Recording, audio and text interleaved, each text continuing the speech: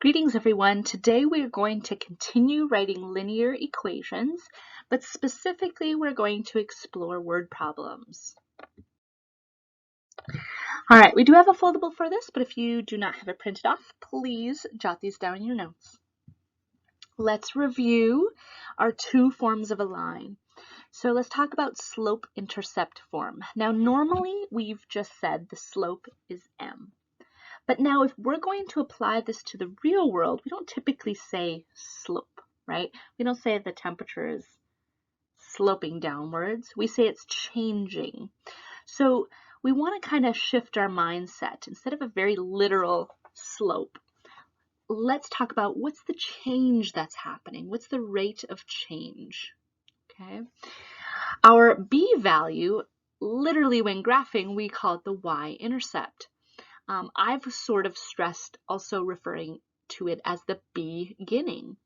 So that helps me think in the real world, where am I beginning? What's the starting value, right? Does my bank account start with money in it already? Does that matter? Where's the temperature starting at the beginning of the day, right? So your starting point can be positive, negative, 0, all kinds of values. And then keeping in mind that our x is always our input and our y is always our output. So using that slope-intercept form, we want to think about which piece of the scenario is our change or our speed, okay? And we want to write this into the form of a line. So today I'm really going to break it down for you. I want you to identify what's the input variable. What am I plugging in? Is it the time of day? Is it the temperature? What are we talking about?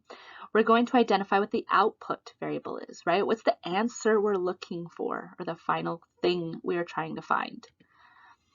We want to identify which number represents the change, the rate, the slope. And we're going to identify which value represents where I'm beginning, where I'm starting. So we are going to literally fill out every piece to create our equation so we can practice identifying the pieces. So if I'm talking about an airplane, it's 30,000 feet above the air. I'm going to envision this for a moment. And it begins descending. Descending means I'm going down, right? At a rate of 2,000 feet per minute. That's going to be important. We're going to assume that the plane continues at the same rate of descent. Is that realistic? No, but just for the sake of ease, we're just going to pretend it's a constant change, okay? So first of all, let's identify the slope. I feel like that's the easiest. When we talk about a speed, and it even tells you rate, a key word to look out for is per. Per means we have a ratio, and a ratio means we have a change. So our slope is 2,000, but we are descending. Descending means what kind of slope do we have? Well, look at my picture I drew.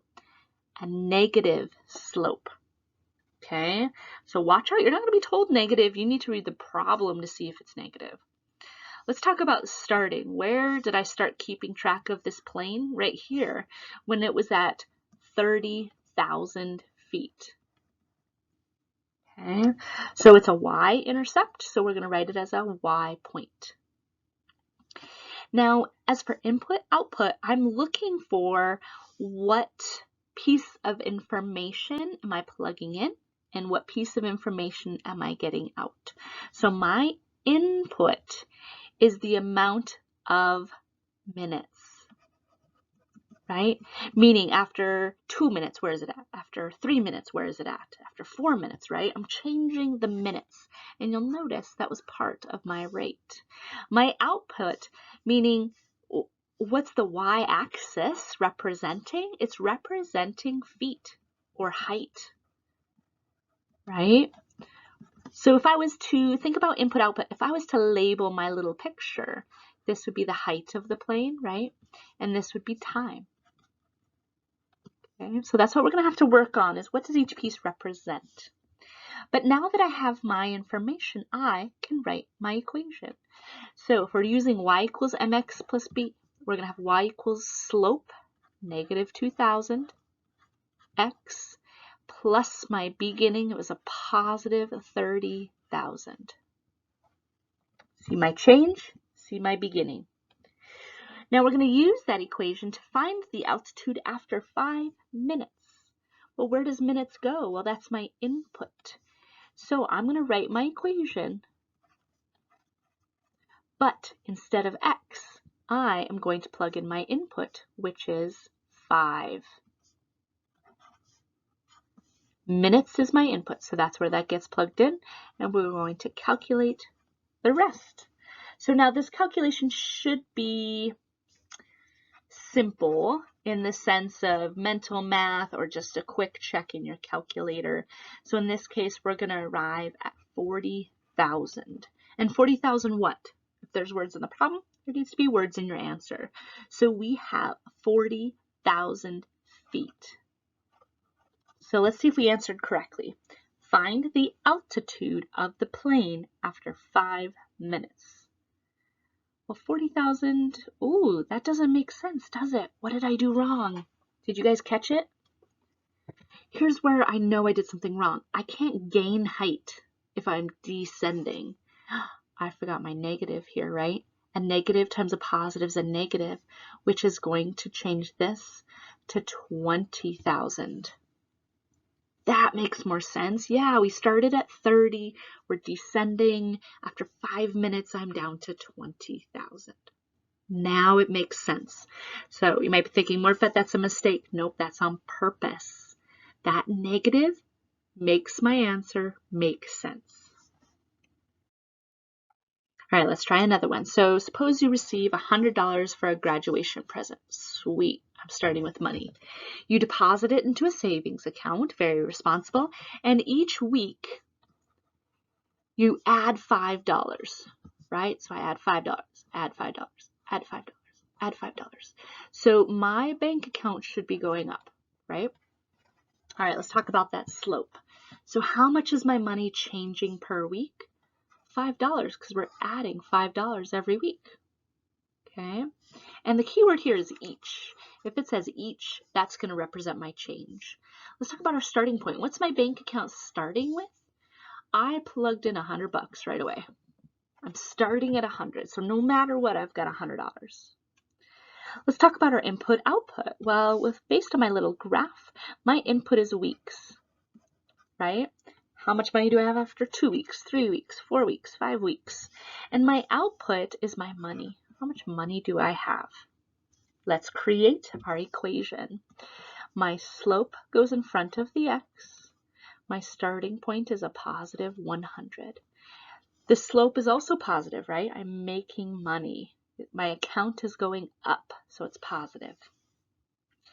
Now, this question says, I want to know how long it's going to take me to make $310. The money represents my output.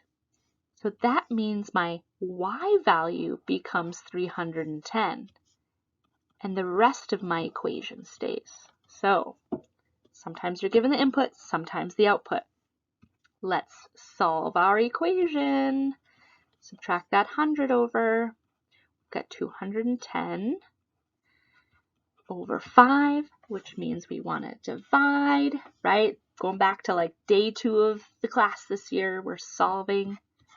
And in this case, let me think here, 10, 20, 30, 42. I got 42. What are we talking about? Input is weeks, so 42 weeks. Let's see if it makes sense. Find when you will have $310 in your account after 42 weeks. And that makes sense, right? Because $5 a week isn't a lot. So it's going to take a little while. Let's try another one. In order to join an online gaming site, you have a $20 startup fee and a $5 monthly fee. So we start off by paying $20 and then $5 each week. Oh, sorry, not each week, each month. And this is the amount I'm paying, right? So my slope is positive and it's $5 every month. And I'm beginning by straight out the gate, I owe them $20. So that's where I'm starting. Therefore, my input, my x-axis is time or months. You can write it either way. My output is cost or money. Let's create our equation. Y equals mx plus b. Instead of m, let's put 5. And instead of b, let's put 20. Now you may be thinking, Mortvet, why isn't it negative? This is costing me money. Because I don't say that I pay my water bill and it's negative 100, right? I just say my bill's 100. So we don't need to think of it as negative. We just need to think of it as how much money do I owe? Now the question says, use your equation to find the total cost for using the site for 10 months. Months is my input, right?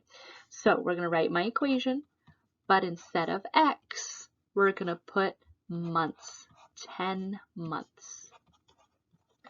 So if I multiply 5 times 10, 50. 50 plus 20 is 70. And what are we talking about? Why is my money my output? Let's see if this makes sense.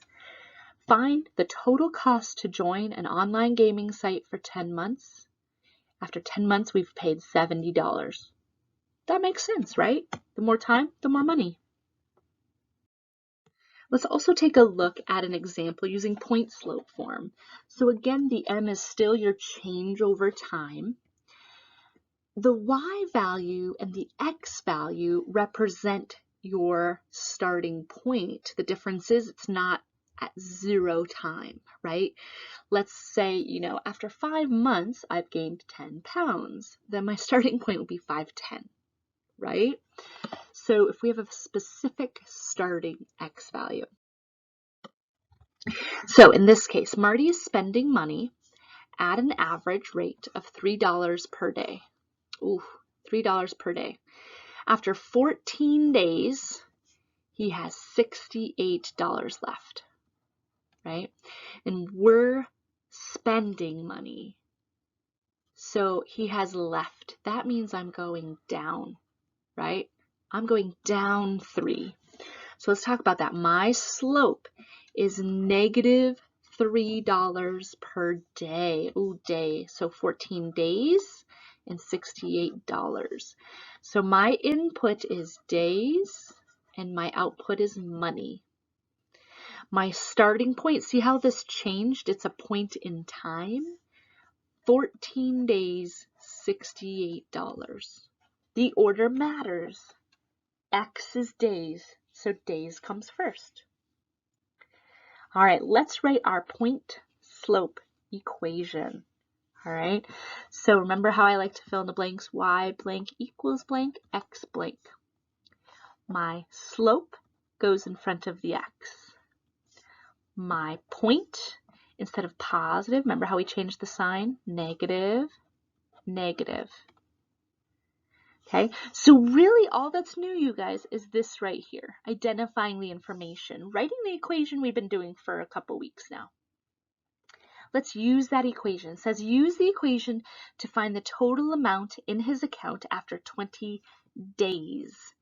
Days is my X, right? So I'm going to rewrite this equation, but where there's an X, I am going to put 20. I'm replacing my X. All right, let's solve. This is a regular old equation. So negative 3 in parentheses, I have 6. Negative 3 times 6 is negative 18. We're going to add 68 over. That leaves us with y equals 50. 50 what? Well, it says find the total amount of money in his account after 20 days. Money, $50. So think about this. Does it make sense? If he's spending $3 a day and he started with 68 and now he has 50, yeah, his money went down. He spent money. That makes sense, right? Negatives would not make sense on this one. A larger number wouldn't make sense. So you got to keep an eye out. Does it make sense? Alrighty. Now I know this is kind of a lot, but in the end, just think, what do I know? What's my rate? What's my point? That's the key information. Make sure you check out Google Classroom to see what your task is for today. Make sure if you have questions to ask. As always, if you need targeted help, check out the Sabre Center, right? You can walk in and get help on these problems, all right? So let me know what you need, and until next time, have a good one.